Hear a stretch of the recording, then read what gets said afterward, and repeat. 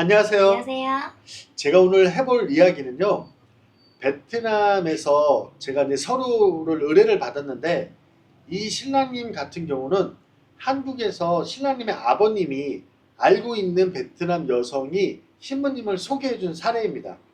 그래서 이 신랑님은 베트남에 와서 신부님을 만났고 그래서 베트남에서 이제 결혼 진행을 하다가 베트남 결혼 회사가 오빠한테 이제 서류를 맡겼지. 네. 이 신랑님한테 한국에 혼인등록을 먼저 할 수 있게 해달라고 그랬어.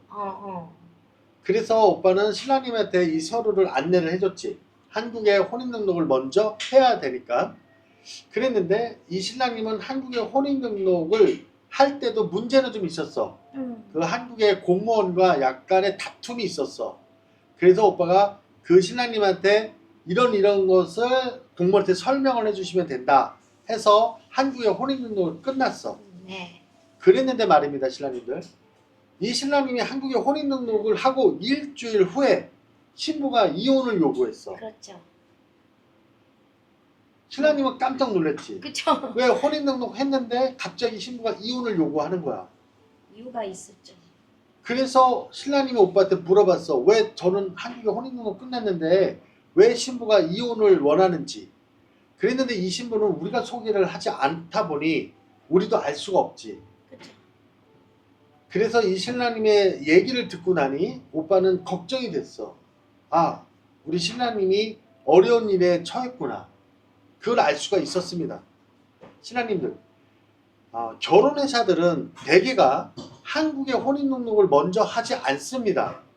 베트남의 혼인등록을 먼저 하는데 그 이유는 여러 가지가 있을 수 있겠지만 베트남에서 이렇게 개인적으로 만나신 분들도 대개는 베트남의 혼인등록을 먼저 하는 게 더 많습니다. 맞아. 그 한 가지 이유는 한국의 혼인신고를 먼저 하려면 비용이 더 많이 들어요.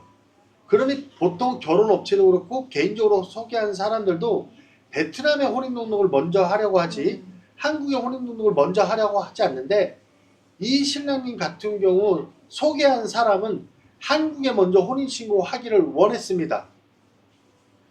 오빠도 아쉬운 점은 그거 하나야. 그치. 내가 이 신랑님한테 그 이유를 한번 물어봐 줬으면 신랑님은 왜 한국에 혼인등록을 먼저 하려고 하십니까를 오빠도 물어보지를 않았어.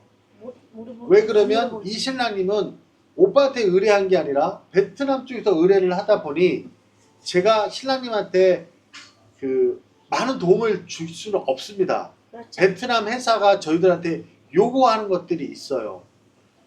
그래서 오빠는 이 신랑님한테 한국에 혼인등록 끝나고 나서 이 신랑님의 얘기를 들어보니 이 신랑님은 베트남 와서 결혼도 했는데 신부하고 합방도 못한 거야. 그냥 왜? 결혼만 했어. 왜요? 그래? 이런저런 사유를 신부가 얘기를 했지. 우리 모르지. 내가 오늘은 무슨 날이라든지 무슨 일이라든지 해서 신랑님은 한국에 혼인등록을 해야 되는 게 맞는 줄 알았던 거야. 그러니까 소개한 사람이 한국에 혼인등록을 먼저 해야 된다고 하니 신랑님은 모르니까 한국에 해야 되는 줄 알았고 합방도 지금 안 된다고 하니 안 되는 줄 알았던 거야. 설명이 부족하구나.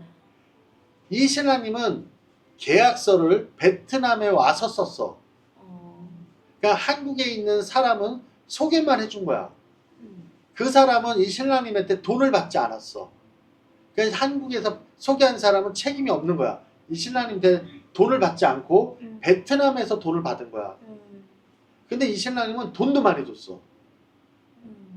그 베트남 쪽에 2천만 원을 준 거야. 한국 돈으로. 많이 그것도 한 번에 준 거야. 그러니 이 스토리를 조금만 제가 해석을 해본다면 베트남에서 소개한 사람은 이 신랑님한테 결혼을 시킨 것 같지 않습니다. 그러니까 신랑님한테 돈 받고 한국에 혼인등록 먼저 하고 그냥 이혼해버린 거야. 그리고 연락을 다 끊어버렸어. 그러니 신랑님이 연락할 수 있는 사람은 오빠밖에 없는 거야. 그러네. 답이 없네요. 우리도 그쪽한테 연락해서 왜 그런지 물어봤지만 그쪽은 끝났다. 우리는 책임 없다. 그렇게 말로 끝난 거야. 오빠한테도 더 이상 상관하지 말라고 얘기를 하는 거지. 그렇지. 답이 없네요. 그래서 오빠는 신랑님한테 설명을 해줬어. 신랑님 이런 경우인 것 같다고. 근데 우리 신랑님이 나이가 젊어. 어. 30대 초반이야. 아 쉽네. 근데 우리 신랑님은 30대 아쉬워서. 초반에 결혼도 제대로 못 해보고 한국에서 이혼남이 된 거야. 재혼되었죠. 신랑님, 베트남 결혼회사든 한국 결혼회사든 보통 한국의 혼인신고를 먼저 하자고 하는 사람들은 극히 일부분입니다. 맞지 않고. 신랑님이 특별한 사정이 있어야 돼요.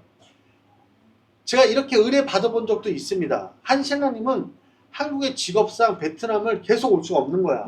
그래서 신랑님은 한국의 혼인등록을 먼저 하는 방법을 물어본 거야, 자기가. 네. 그래서 그런 방법을 설명해줘서 한국에 혼인신고를 했지. 네. 그분은 정상적인 케이스야. 심지어 비자도 다 접수를 하셨고. 네. 근데 이번 이 신랑님은 너무 안 좋은 분을 만났지. 그러니까. 돈은 돈대로 줬고 결혼식은 했지만 신부님과 사랑도 한번 못 해보고 한국에 혼인등록하고 이혼해버리고 신랑님만 지금 이혼서로 진행 중에 있는데, 신랑님들 그 이혼도 한국에 먼저 이혼하는 경우가 있고요, 베트남에 먼저 이혼을 할 수 있는 경우도 있습니다. 제가 그거는 다음에 한번 설명을 해볼게요. 네. 오늘은 신랑님이 한국에서 베트남 여성, 베트남 여자와 결혼한 한국 남성이 신랑님들한테 베트남 여성을 소개시켜 주는 경우가 있는데, 제가 안 좋은 사례를 얘기를 한번 해보려고 합니다. 다음 편에도 제가 한국에 살고 있는 한국 남성이 신부님을 소개를 해줬는데 안 좋았던 사례가 있어요. 그 이야기를 해볼게요. 네, 많이 봐주세요.